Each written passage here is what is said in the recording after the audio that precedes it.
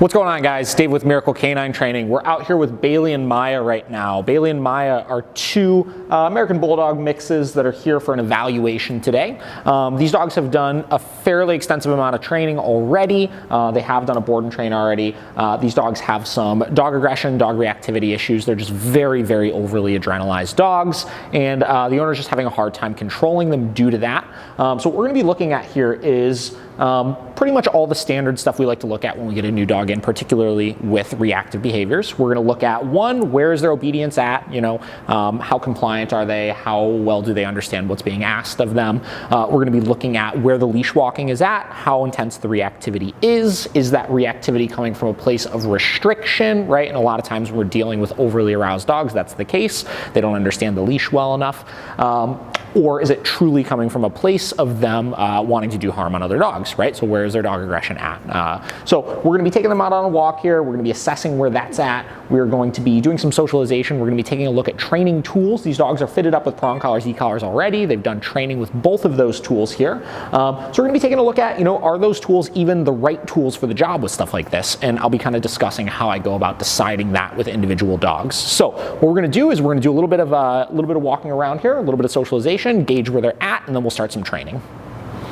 Well, so one thing that we're already kind of seeing here is just one, super tuned out, right?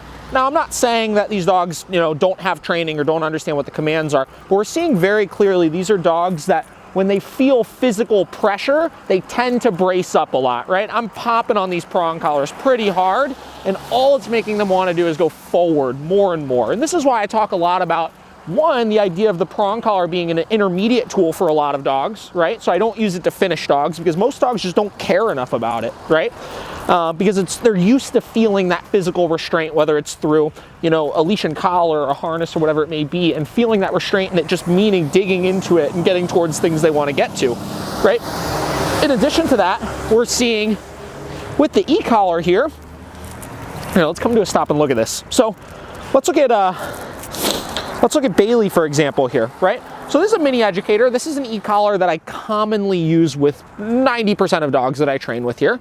And this e-collar has 100 levels, and most dogs work relatively low on it. Now, this e-collar right now is set to high. This is set all the way up at 100.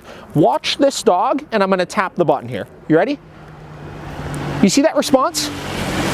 So obviously responding to it, but we're in a low arousal situation right now. There's not a whole lot of stuff going on. So the problem is physical tools like this, things that are physically doing things to the dog, aren't that motivating to this dog, right? And because of that, when you start running into those situations where they get really aroused, overly aroused and stuff like that, it's only going to gain you so much leverage. So I talk a lot about the idea of dogs being either physically or mentally dominant. So basically what I mean by that is if you have a dog that's physically dominant, like what I would consider this dog to be, physical things, prong collars, e-collars, things that are physically doing something to the dog are not very motivating, right? Now, a mentally dominant dog, it would be essentially the opposite, right? That's a dog that tends to be a little bit more physically sensitive, where a tool like an e-collar or a prong or something can interrupt their fixation pretty easily, right?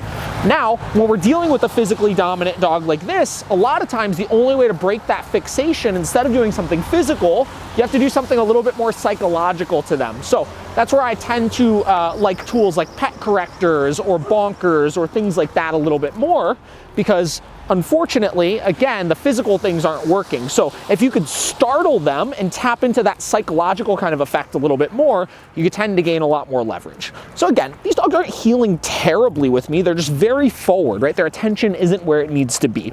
So what we're gonna do is we're gonna take them back to the shop here. We're gonna take a look at where the socialization is at here. And then what we're gonna do is we're gonna see if we can start to fix some of this stuff. See if we can get that attention a little bit better here. All right, so the first thing that we're going to be looking to see here is how do they interact with another dog through the gate. So obviously you can see already a little bit of arousal, tails going up. On the flip side with Maya here, obviously a little bit insecure. Okay, so we're just going to see what they do here. Now, I'm not going to be providing any corrections or anything for this just yet. I'm just trying to gauge where the arousal is at. And then in addition to that, we're going to be looking for, is the arousal being created by the barrier or is the arousal being created by the dog? And we're going to see that once we go to let them out of the kennels.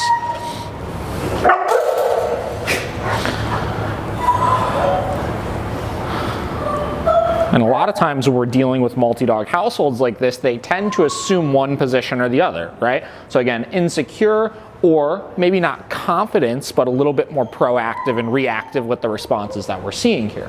So what I want to see is, again, without those corrections, how long does it take this dog to start using its nose a little bit? How long does it take for her to start, instead of just reacting, getting a little bit more curious overall? And then in addition to that, we're seeing that my dog is staying fairly neutral to this here.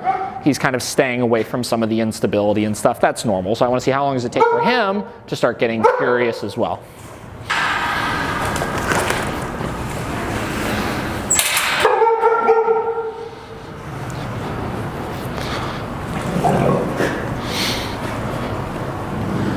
So again, still defensive behavior here.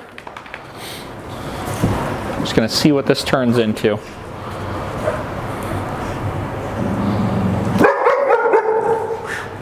So when we're assessing their sociability here, the first thing we're going to be doing is we're going to be doing individually, and we're going to be doing this on a muzzle initially, just to gauge where they're at. From there, we're going to do it together. The dynamics are going to change depending on, again, are they together? Are they by themselves? Because a lot of times, again, in multi-dog households, they tend to feed off of each other a little bit. They tend to cling to each other for that support, and you can get more amplified responses because of that. So we're going to be gauging both sides of the spectrum.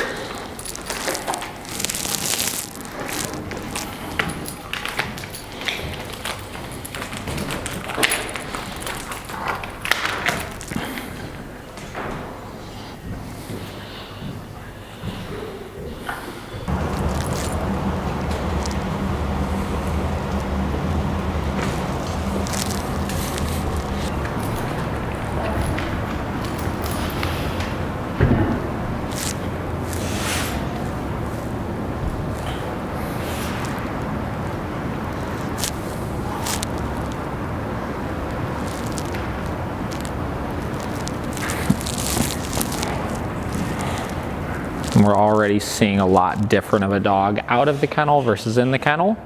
Tail's pretty tucked. You can see a lot of shaking and stuff, very insecure around the dogs.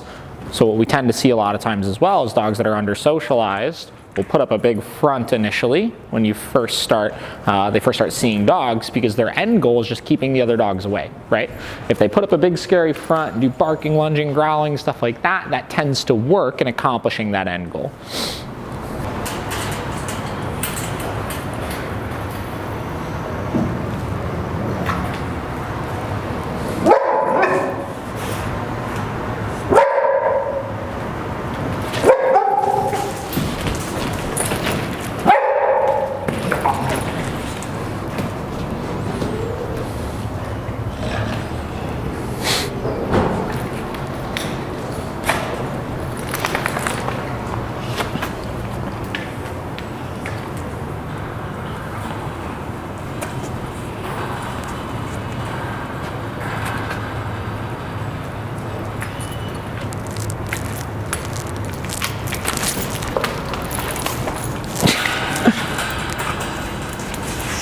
Quit tangling me up.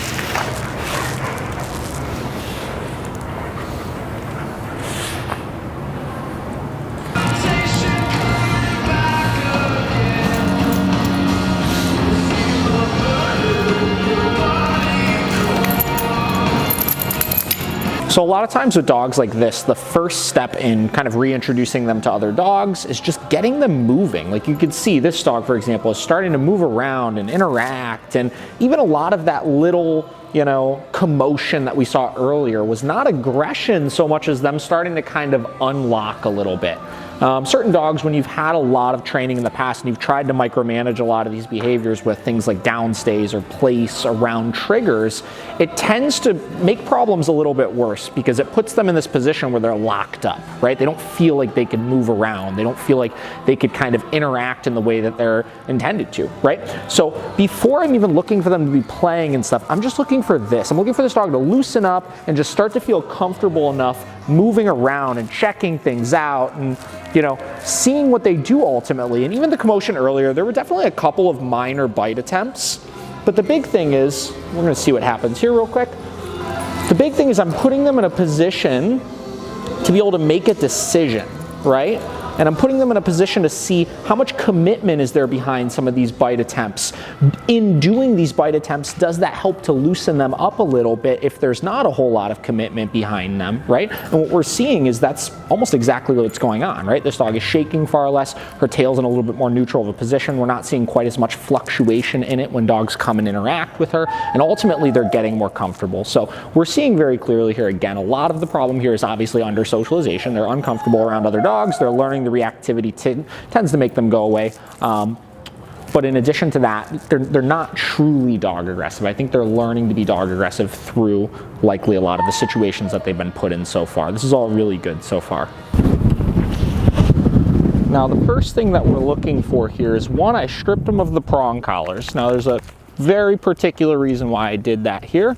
A lot of times the prong collar, because it's just a physical restraint, can become a crutch, right? How many times do you see trainers or yourself taking your dog on your walk and constantly nagging them? Heel, heel, heel, heel. And though you may be able to physically shape that position relatively well, the dogs aren't having a true understanding of, no, where they're supposed to be. So what I want to do is I want to make the leash essentially irrelevant, and I want these dogs sticking with me because I matter, I'm valuable. Notice I have attention on me right now. Not like before where they were maintaining a relatively okay heel position, but they weren't paying attention.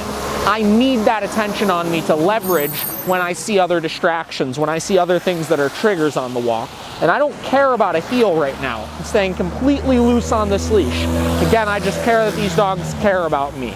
I'm using a pet corrector right now, like we talked about on the walk before. I need a tool, no, that's gonna be psychologically a little bit more valuable in this case than the e-collar is gonna be. I need something that's gonna shift that attention away from things as opposed to just physically try to interrupt things and start to get into their head a little bit more to pay attention to me and reduce arousal.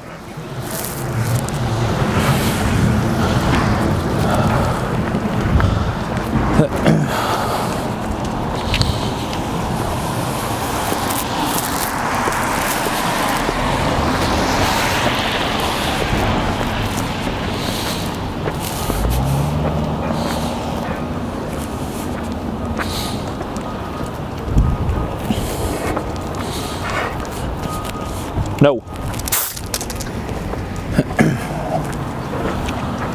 Now all I'm doing is every time they pass me right now, I'm marking with a no, I'm giving a spray with that pet corrector.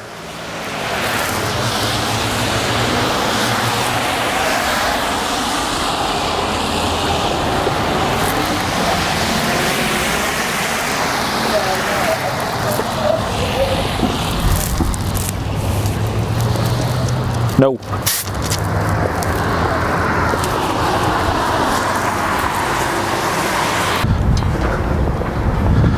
Now to further prove how little this has to do with the tool, I took the e-collars off. I'm not even using them right now. Again, leashes on one finger here.